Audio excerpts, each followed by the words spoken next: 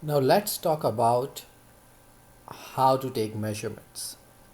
Whenever we take a measurements, what you are going to obtain apart from the unit are the numbers, and the numbers have significant figures associated with them. Significant figures are only associated with measurements, not with any numbers. If I say 1293, well, it's not a measurement, then there are no significant figures. But if I measure a distance as 1293 meters, then there are significant figures. Significant figures are basically the number of digits found in the measurements where zeros can or cannot be significant. In some cases they can, and in other cases they cannot. We will have a look at that later, but first let's have a measurement here. We have this distance shown in this red tape, and it's the same up here and down here, and we are measuring it through two different rulers. The top ruler doesn't have any further markings between each of these values, while the bottom does. Now here in the top ruler, notice the smallest distance you can measure, the smallest increment. The smallest increment is basically the two closest markings. So here 0 to 1 is the one closest marking, 1 to 2 is the next. They are all equidistant. And so the distance between the two closest marking is of 1 centimeter. Now your measurement will include all the digits up to the closest markings that you can get. In this case, the closest marking increased by 1 centimeter, and so here our measurement must at least have the 5 centimeter. But that's not where you stop. Your measurement then must make an educated guess, an estimation between the two smallest markings.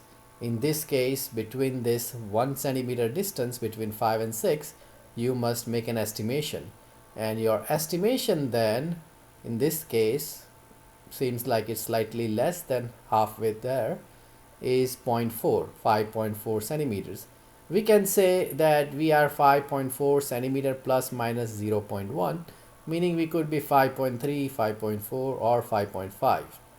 And this is our correct measurement, 5.4 centimeters. If you reported this as 5 centimeters or 5.45, that's wrong, because the smallest marking distance of 1 centimeter and followed by one more digit of estimation gives you an estimated in the 10th digit.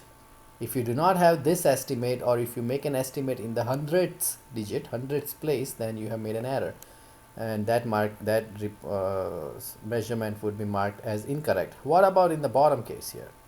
Well, here the smallest markings are, pick any marking followed by the next one, this one. The distance between these two is how much? That's right, 0.1 centimeter.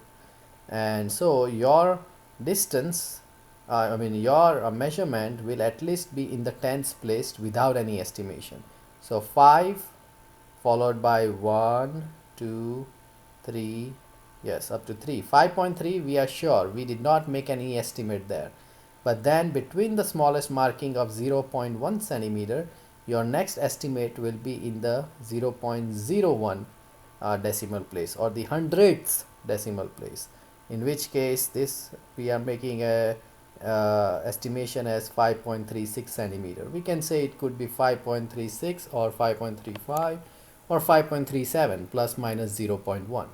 So what's the difference between these two measurements? It's the measuring power of your instrument, the resolution power of your instrument.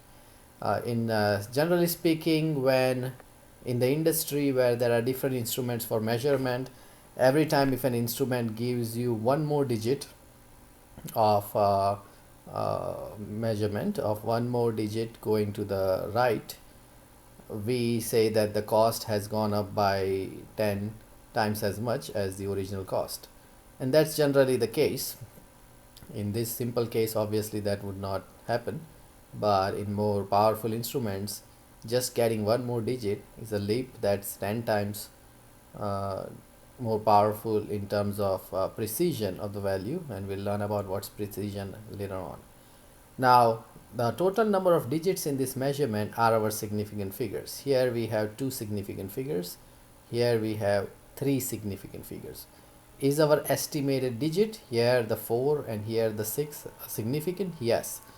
Even though we estimated it, it's still considered to be significant. So two significant figures and three significant figures.